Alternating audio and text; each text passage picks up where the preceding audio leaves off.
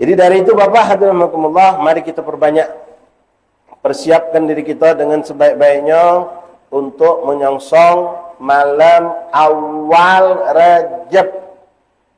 Beb, ada ibadah-ibadah khusus tak Beb? Ibadah khusus munajat. Berpinta sama Allah. Awali sebelum berpinta sama Allah itu termasuk adab, etikanya. Kalau kita pengen doa kita mustajab, di antaranya cari waktu-waktu mustajab. Nah ini ketemu kita. Kedua, sebelum kita melakukan doa mustajab segala macam pengen dapat ijabah, bersih ke diri kita dulu. Jangan ada kedoliman dengan sesama manusia. Lalu awali dengan taubat, minta ampun sama Allah. Kita ngawak gelas kosong Pak, kotor, belum dibersihkan, minta diisi. Kira-kira diisi ke tak? Dinjuk tak Pak? Tak dinjuk lah. Ngawak gelas besar. Macam ni dapat nak, dogem. Tapi kotor. Kerak kopi, kerak teh, tak dicuci, kotor macam-macam. Bahkan ada kotoran yang sifatnya maaf, najis. Ada penyakit-penyakit hati. Minta sama Allah. Dinjuk tak kira-kira? Kalau kita manusia, untuk apa ngisi gelas ini? Kotor, mubazir. Diminum tak pacak. Jadi ujungnya malah dibuang, tak manfaat. Jadi bersihkan diri kita. Taubat, minta ampun sama Allah. Dari sebelum datang maghrib banyak istighfar. Kemudian banyakkan taubat, minta ampun sama Allah. Awali kita dengan baca Yasin barangkali atau salat berjamaah yang jelas jangan sampai tidak Isya. Kalau Bapak memang biasa dan bisa salat tasbih, lakukan salat tasbih. Setelah itu mulai kita mungkin dengan boleh baca rotib, baca salawat, baca maulid, berzikir. Lalu puncaknya kita minta berdoa, minta sama Allah. Minta hajat kita. Karena malam itu Rasulullah yang mengatakan la turaddud doa, tidak tertolak doa seorang hamba yang minta kepada Allah di malam itu. Malam apa tadi? Malam 1 Rejab. Yang sekali lagi kebetulan jatuhnya pas malam tahun baru. Jadi wong sana biarlah dia sana, kita melok ke sini Pak. Nah, sekarang tugas kita apa? Ingat ke saudara-saudara kita yang masih suka lalai. Walaupun mereka mengatakan, Beb, kami ini cuma nyambut tahun baru, tak ada maksiat, kumpul di rumah. Begadang, bakar-bakar, tadi sudah saya sampaikan Pak.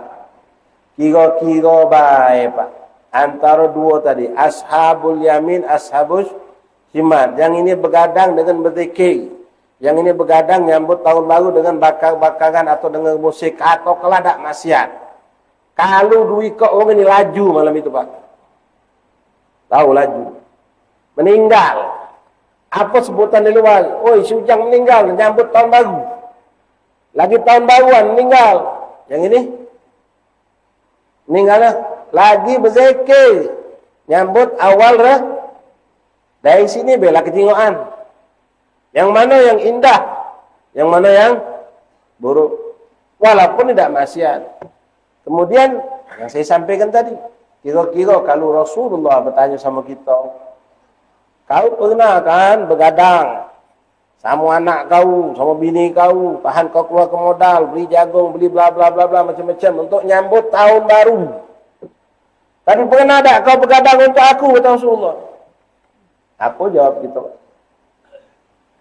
Apa jawab kita? Itu kalau tak pakai maksiat. Begadang, melek mata, tahan melotot, biar tak tidur. Belikan ini popcorn, belikan jagung, belikan es krim. Dimodalinya. Bahkan kita sedih ke budak dengan ngantuk Pak. Tak bolehnya tidur. Kaget nak sabar nak setengah jam lagi. Bukan nunggu Lailatul Qadar. Nunggu tahun baru, nunggu jam 00, setengah jam lagi nak, jangan tidur nak, sayang nak. Ya Allah Pak, apa yang disayangkan? Apa nak kau rugi tak nemukan jam 00 itu? Tahan kita tegakkan, tak boleh tidur dia. Subhanallah. Tanya sama yang nunggu jam 00, untungnya apa? Apa faedah yang didapat, kenapa? La dunia wal akhirat. Kata manfaat. Yang ada cuma capek, letih, begadang. Waktu terbuang. Dan ingat, itu nikmat Allah bakal dipertanyakan yaumil kiamah. Di antaranya pertanyaan model tadi kalau kita ketemu Rasulullah. Jadilah Pak, gawe yang sio-sio. Apalagi bermaksiat. Kita sedih Pak. Setiap malam tahun baru, klub-klub malam, kafe-kafe, diskotik, apalagi yang ada di bintang-bintang 5, bintang 4, itu isinya maksiat galau Pak. Minta maaf saudara-saudara. Banyak rumah-rumah penginapan yang kelas bintang ketiga ke bawah itu penuh Pak. Yang ecehan istilah kita nih, hotel-hotel melati. Termasuk yang kelas-kelas kakap. Itu yang isinya bukan uang yang halal pasangan, kebanyakan yang nggak pasangan halal galau. Mereka bermaksiat, berbuat zina di malam itu. Bahkan sudah ditargetkannya. Belum pesta narkobanya. Belum yang mabuk-mabuknya.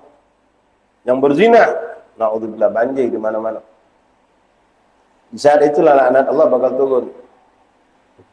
Sebab itulah bakal turun. Sekarang jadilah ikhwani, saudara kita di mana-mana dapat musibah. Kita di Palembang alhamdulillah. Coba noleh sana ke Jawa Barat, Pak. Noleh kita ke daerah yang lain. Kalimantan, Sulawesi, Garut, gempa. Bogor, Sukabumi, Jakarta.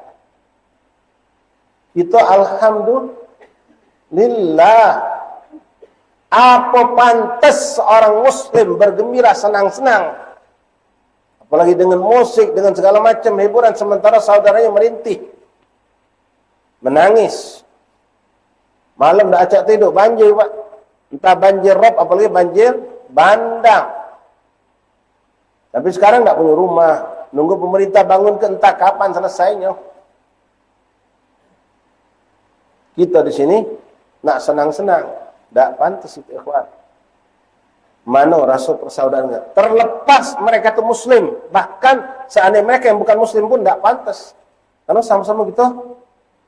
Daripada satu nusa, satu bang. Sama-sama penduduk Indonesia. Belum lagi kalau kita noleh ke daerah yang saya sebutkan tadi Pak, yang kita doakan. Gaza, Palestina, Lebanon, Syria. Apa pantas umat Islam yang mayoritas Muslim terbesar di Indonesia, di dunia, bersenang-senang, bersorak-sorak, nyambut tahun baru Masehi dengan perconnya yang ratusan juta dihabiskan duit, dengan poya-poya, dengan maksiat, belum lagi yang tadi di diskotik, klub malam, kafe, segala macam. Sementara umat Islam di sana menangis, merintih. Tak usah jauh sana. Balik ke tadi Pak, daerah seputar Indonesia, berapa banyak yang sering dapat musibah. Erupsi gedung, bukan sikok 2 gunung Pak, masih sampai sekarang. Banjir rob di mana-mana, sepinggang, ada yang lebih. Yang belum lagi banjir bandang, belum lagi tanah longsor. Yang tak banjir gagal panen banyak. Yang ternak mereka mati banyak. Yang kehilangan rumah banyak, bahkan jiwa pun lepas, wafat, meninggal. Sangat-sangat tak pantas. Maka di sini kita berharap mudah-mudahan yang bisa sangat mampu mencegah segala kelalaian dan kemaksiatan ini sebenarnya pemerintah. Kalau pemerintah tidak mengizinkan adanya hal-hal seperti itu, segala bentuk hiburan-hiburan, baik di hotel-hotel ataupun di lapangan terbuka, di klub malam, di kafe-kafe, bahkan malam itu dijadikan malam untuk kita bermunajat kepada Allah karena pas malam awal Rajab, kata-kata mungkin dianggap berlebihan itu. Stop maksiat dan tolong jangan dibikin. Kalau memang kita ngerasa kita punya jiwa persaudaraan. Sekali lagi terlepas mereka itu muslim atau bukan muslim. Itu musibah anak bangsa.